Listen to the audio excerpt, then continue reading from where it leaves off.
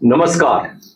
जम्मू कश्मीर की बात करें तो यही कहा जा रहा है कि शांति हो गई है, पीस बहाल कर दिया गया है।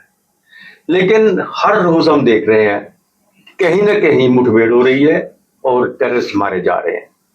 कहीं ऑपरेशन महादेव के नाम से चल रहा है, कहीं दूसरे नाम से चल रहा है। और एक तरफ हम यही कहते हैं कि अगर कोई भी एक्ट ऑफ टेररिज्म होगा तो उसे हम वार समझेंगे। यही बात ऑपरेशन सिंदूर के वक्त कही थी और यही बात कह के उन्होंने कहा था कि ऑपरेशन सिंदूर अभी खत्म नहीं हुआ, एक्ट ऑफ टेररिज्म जो होगा वो वार होगी। क्या ये सब चीजें जम्मू कश्मीर में है? इस पे हम चर्चा करेंगे। हमारे साथ हैं डिफेंस एक्सपर्ट ब्रिगेडियर डॉक्टर विजय सागर दीवान साहब। डॉक्टर साहब, बहुत बहुत स्वागत है आपका। Thank you very much. मेरी तरफ से आपके दर्शकों को भी बहुत बहुत धन्यवाद।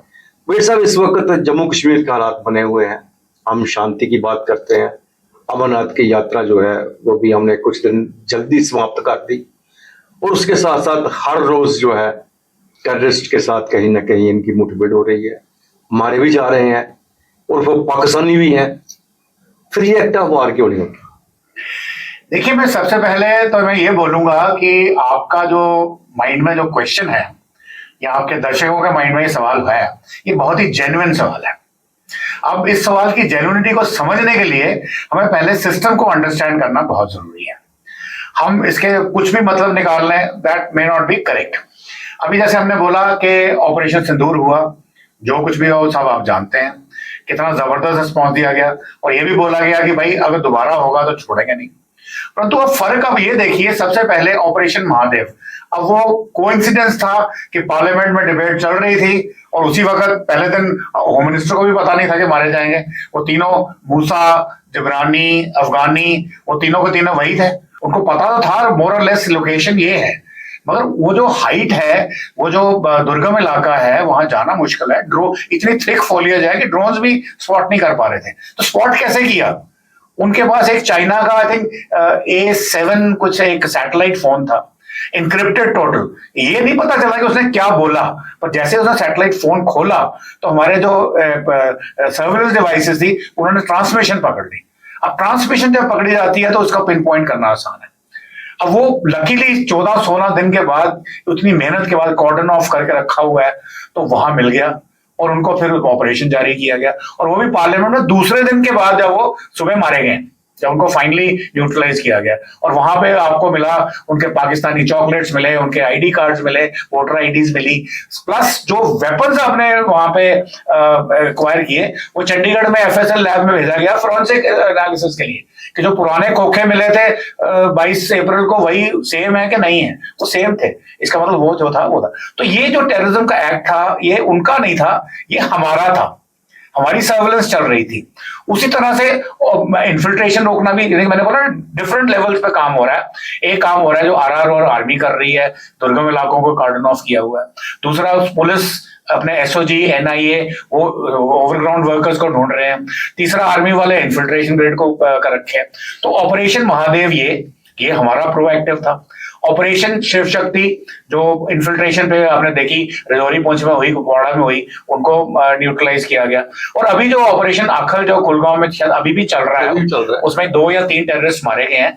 वो भी हमारी टिप ऑफ थी कि देखिए वहां छुपे हुए हैं और जाके कॉर्डन ऑफ किया हुआ है और उसको भी बंद नहीं किया है। तो कहने का मतलब मैं आपको ये बता रहा हूं कि टेररिस्ट का अटैक नहीं है ये हमारे जो मेजर्स हैं आतंकवाद को खत्म करने के, ये वो हो रहे हैं।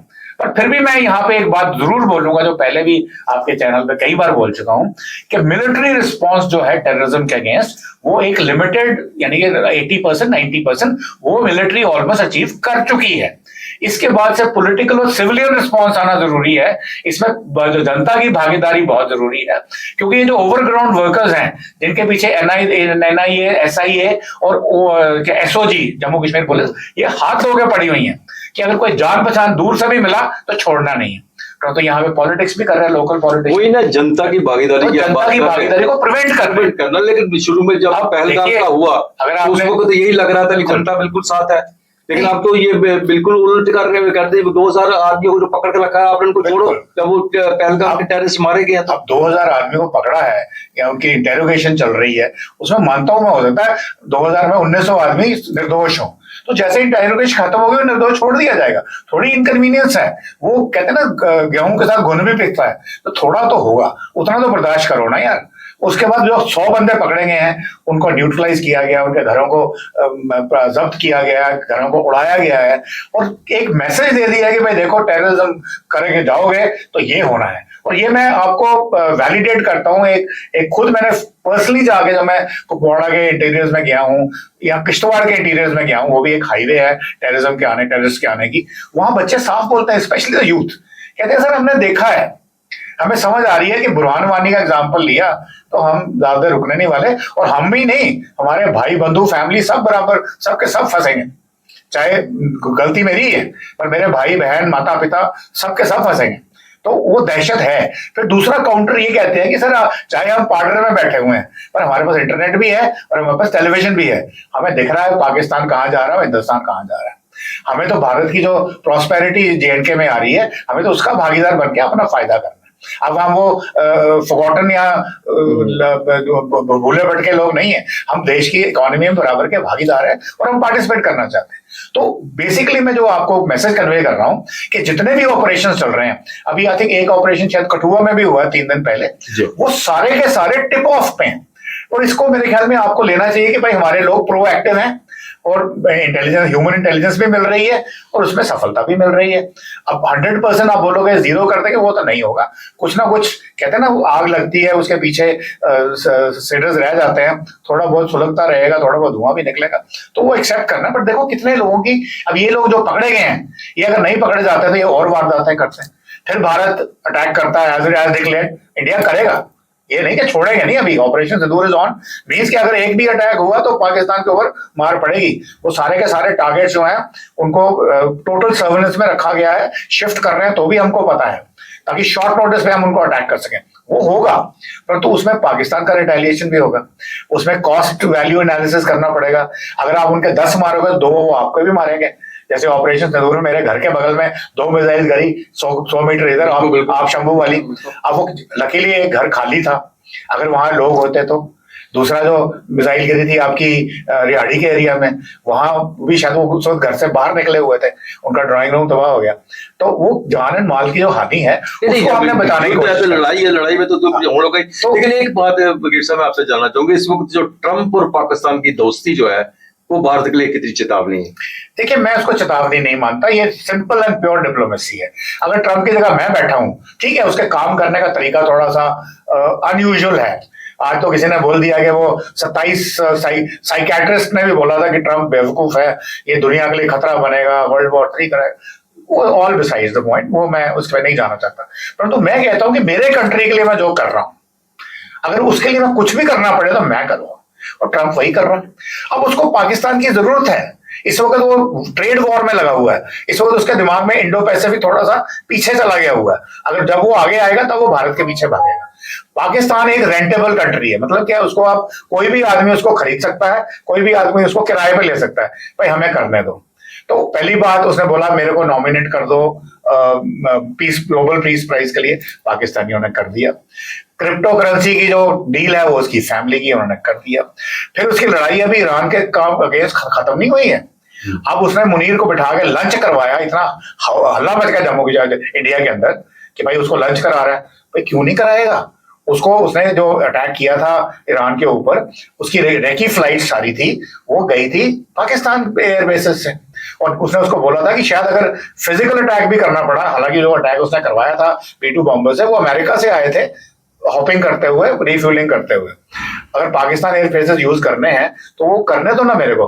फिर अगर उसके ऊपर हमने कोई गुरिल्ला अटैक करना है, कोई ग्राउंड अटैक करना है, विच इज किसी को असैसिनेट करने के लिए ईरान में, तो वो कहता है बलोचिस्तान से रास्ता दो ना मेरे को, तो वो कर रहा है। अब बदले में वो कह रहा है मैं आपके तेल के कुआं खुदवा दूंगा, भारत आपसे तेल आयात करेगा। तो यार चाइना का सी पैक तो उससे संभल नहीं रहा। आपके Gwadar port state of the port, महीने में 5 शिप से ज्यादा डॉक नहीं करते।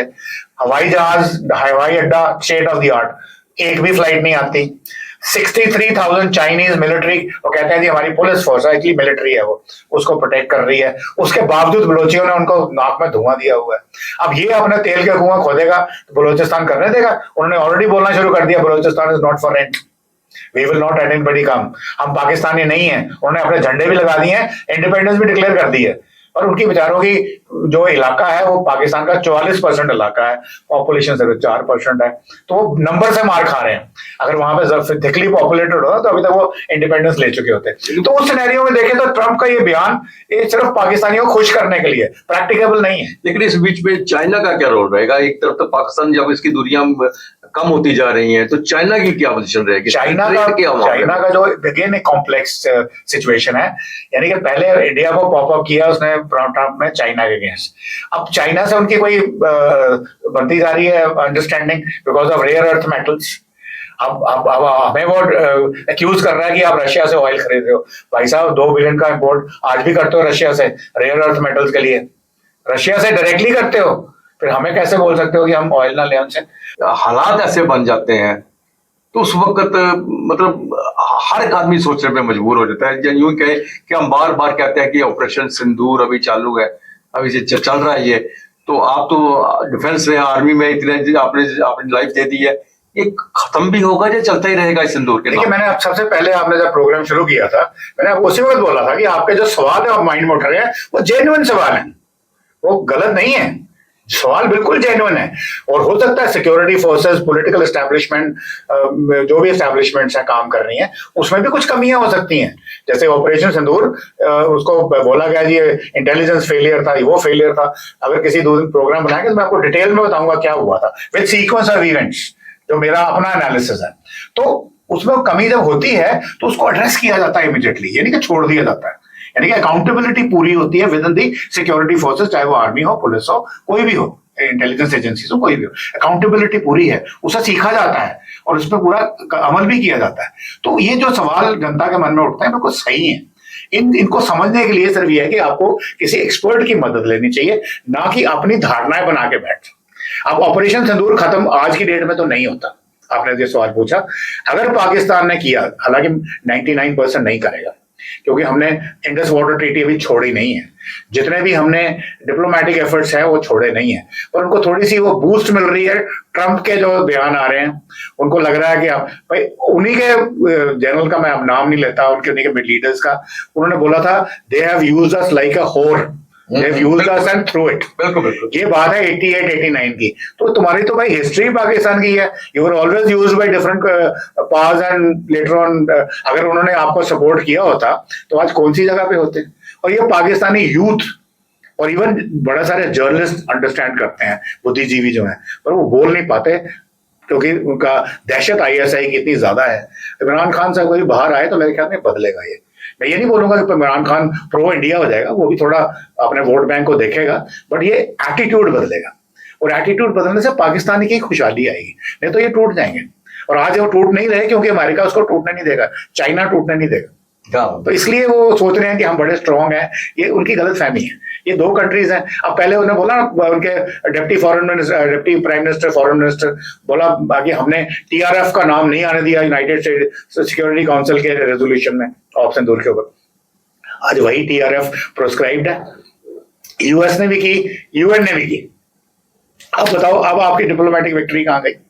उस दिन टेम्पररीली आप खुश हो गए, अब दुनिया ने मान लिया ना कि इंडिया ने क्या किया, तो इंडिया कहता है भाई ठीक है, पहले हमें आपकी जरूरत थी, आपकी मदद की जरूरत थी, आज हम हमारी स्ट्रेटेजिक ऑटोनॉमी है, हम वो करेंगे जो हमारे देश के हित में है, और हम वॉर नहीं चाहते, हम पीस चाहते हैं, हम खुशहाली चाहते हैं, स्टेटेड गोल के साथ आते हैं, हम लड़ाई नहीं चाहते। बट अगर नहीं करोगे तो छोड़ेंगे नहीं, और वो सही होना चाहिए। ये हमारे हिंदुस्तान की या हिंदुओं की या सनातनियों की कमी पिछले 5000 साल से है कि हमने हमेशा मार खाई है और माफ करते रहे हैं। अब शायद वो शिफ्ट आ रही है, एंड आई होप कि वो आए। और उसमें मैं बोलता हूँ सनातनी नहीं, सारे मिलके इकट्ठे जितने भी हम भारतवासी हैं। अब देखो अगर आपका वो क्या है AIMM का क्या नाम है इनका, ओवैसी साहब ऐसे बोल सकते हैं, तो मैं कहता हूं कि हमें डरने की जरूरत नहीं है, हमें फिक्र नहीं करने की जरूरत है। मैं तो उनका थोड़ा फैन हो गया हूं इस वजह से कि जिस तरीके से खुल के बोलते हैं वो सही बोलते हैं। जो भी पॉइंट आजकल वो ले रहे हैं वो एंटी नेशनल नहीं आ रहा। फिर ऑफ कोर्स पीपल लाइक अपना ये शशि थरूर, फिर आपके तिवारी साहब, ये जो अच्छे लोग हैं इनको ऊपर आने देना चाहिए ना। ये नेशनलिज्म की बातें करते हैं, बाकी मतभेद तो हो सकते हैं, इसराइल में देखिए अल्पमत में सरकार है, पर लड़ाई के टाइम पे गवर्नमेंट नहीं टूट रही। गवर्नमेंट को सपोर्ट नहीं है आज की डेट में, वो हॉस्टेज इश्यू पे वो लोग अगेंस्ट हैं, पर गवर्नमेंट नहीं वो गिरा रहे क्योंकि लड़ाई चल रही। तो नेशनलिज्म इसी को तो कहते हैं ना, और वो हमारे अंदर आना चाहिए, है हमारे अंदर, ऐसी बात नहीं है, पर हम थोड़े से भटक जाते हैं क्योंकि हमारा डीएनए जो बना है पिछले 5000 का, वो हर साल का, वो क्षमा करने वाला डीएनए है। हमें आदत है कि हमने सब कुछ सहना है, अब बंद करो उसको यार। बहुत बहुत बहुत धन्यवाद वीर साहब आपका। Thank you very much. धन्यवाद।